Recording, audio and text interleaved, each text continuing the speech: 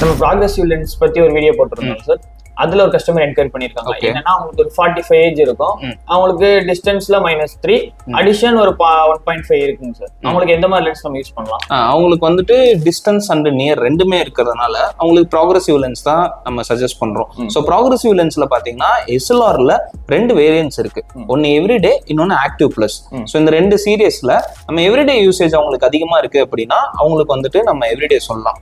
ஏன் அப்படின்னு பாத்தீங்கன்னா அதுல வந்துட்டு நியர் விஷன் அண்ட் இன்டர்மீடியட் ஜோனுக்கு பாத்தீங்கன்னா நல்ல வைடர் விஷனா இருக்கும். லைக் குக்கிங் பண்றாங்க, இல்ல வீட்லயே நிறைய ஒர்க் இருக்கு, ரீடிங் அந்த மாதிரி இருக்குன்னா நம்ம எவ்ரிடே கொடுக்கலாம்.